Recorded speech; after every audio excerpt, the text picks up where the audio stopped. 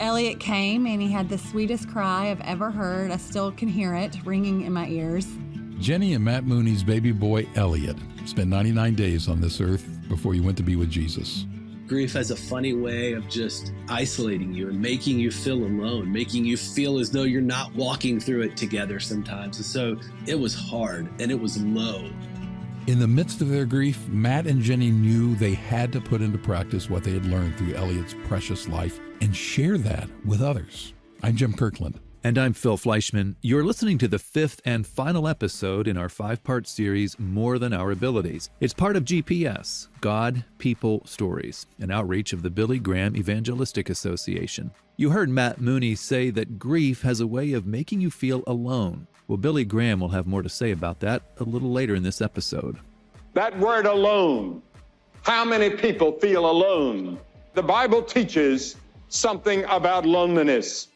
And you'll hear more about what the Bible teaches about loneliness from Billy Graham later in the episode. But first, we want to quickly mention a website you can go to or share with a friend. It's findpeacewithgod.net. It walks you through who Jesus Christ is and why we celebrate him during the Christmas season that we're now entering. There are short videos there for you to check out, and there's an option to chat with one of our trained volunteers. Again, the address is findpeacewithgod.net. GPS. God, People, Stories. Our story begins with a guy and a girl growing up in neighboring states, both in Christian homes. I grew up in Arkansas. I grew up in a very small community in Louisiana. Jenny Gattle was surrounded by God's truth, but it seemed like something for other people. I did not understand grace or the concept of grace. I kind of had this mentality of like, well, I'll never be good enough for that and for the people that are like that are around me. And so see you later. Just that was their thing. When Jenny went to college in Alabama, she made a friend who would play a pivotal role in her journey of faith. And her family is from Tuscaloosa, and she invited me to their house because her mom would cook food for college students. And she just really befriended me in a really clear way and loved me well. And it was through that friendship that I learned more about like these missing pieces in my mind about the grace of God, and that it was not actually dependent on my actions. Like I was never going to actually be good enough. I had that right, but that it was Jesus who was actually going to draw me to the Father, not my own works. My story is a little bit different than Jenny's in that I grabbed hold of faith very young, and I grabbed hold of it with both hands as well as I knew how at the age of about 6 or 7. Matt Mooney grew up in what he calls a Christian bubble, but as he got older, he wrestled with some questions about his faith.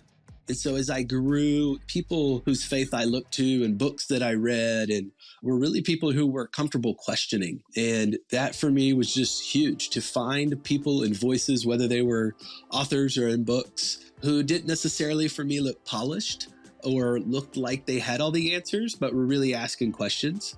Matt and Jenny were each getting to know God better before they knew each other. We worked at a Christian sports camp in Missouri, and that's where we met in college, not long after I actually came to faith. Lo and behold, walking up the dirt road came one Jenny Gattle at the time, and I set my heart to having that name changed at some point. And so we began to date and got married. Fell in love on the shores of Table Rock Lake.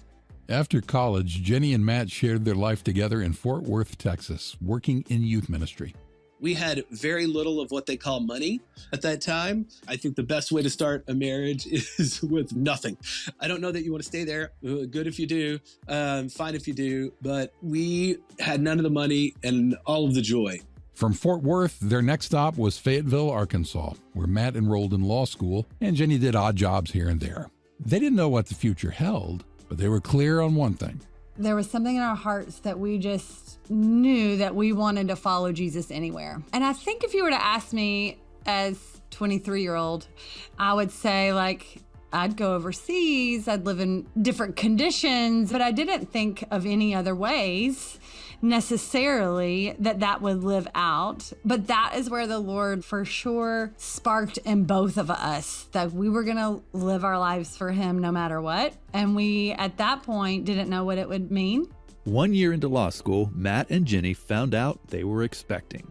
We didn't know if it was a boy or a girl, but we were definitely really excited. We had been married 5 years. We knew we wanted to start a family. Maybe not year one in law school, but we were very excited. Around the halfway mark of the pregnancy, an ultrasound revealed a few things that doctors needed to keep an eye on. It was nothing that seemed like a huge deal at the time. But a few months later, another ultrasound led to a heartbreaking diagnosis. There was like this really distinct moment that both of us remember really well where a team of folks walked in. They came in and we could tell right away. I mean, your heart sinks a little. They all walk in with a serious tone and they tell us that it looks like our child would have something called trisomy 18. And we had further testing to figure out, certainty of that and got that diagnosis when he was in utero. And started to learn about trisomy 18 and knew that most children with trisomy 18, a lot of times they don't make it to birth. And if they do, they don't live very long. Throughout the final weeks of the pregnancy, Jenny and Matt grappled with the heavy reality they were facing. And what we saw in both of us is the different ways that we would turn to Jesus in that time of just what was the start of sadness and grief in us. And I didn't really know what to pray and would just pray Psalms over and over again because I didn't know. And I remember hearing Matt just mumbling through the house, just praying nonstop. So we really just kind of fell before the Lord in those days. And I think part of that, and I think this was directly from the Spirit of God, was I could feel him kick and move. And, what had been told was that he might not live for very long, but I was so in tune with that he was alive now in his life and what a gift it was. And so somewhere along the way, I remember telling Matt, we can be sad later, but we're going to just love this baby right now. It was on July 20th, 2006, that Jenny gave birth to their son. Elliot came and he had the sweetest cry I've ever heard. I still can hear it ringing in my ears. It was soft, but it was a distinct cry. And so they checked him out and then they were like, if it's okay with you, we're going to take him down the hallway. And I said, yeah, that's great. I knew that this is this marker of okay, he's doing all right. So Matt had a pink shirt and a blue shirt and he threw the blue shirt out to people who were praying and waiting and just like a whole tribe of people who loved Elliot before he even came and loved us so well. Elliot spent 2 weeks in the NICU. He had oxygen. He was tube fed. But for us, new parents, we didn't know any better anyway. So whatever they taught us, we were learning all about having a kid for the first time anyway. And so we were learning how to take care of our son. And we were overjoyed to do that. When we had prayed and prayed that we'd be able to go home with him and take him home. And so after 2 weeks in the NICU, big accomplishment was getting to take Elliot home and getting to be there as a family. Jenny and Matt poured themselves into caring for the baby boy. They cherished their time as a family of 3. In fact, while many parents celebrate each month of their baby's life, the Moonies celebrated each day of Elliot's life, specifically at 4:59, the time he was born. Yeah, and they got to celebrate Elliot 99 times. Then he went to be with Jesus. We released a balloon for every day of Elliot's life at his funeral. And so there's a video called 99 Balloons, kind of about his life as well, that people have gotten to see and be a part of. That video has been viewed 4.9 million times. At the end of the video is a Bible verse from the book of Job. It says, God gives, God takes. God's name be ever blessed.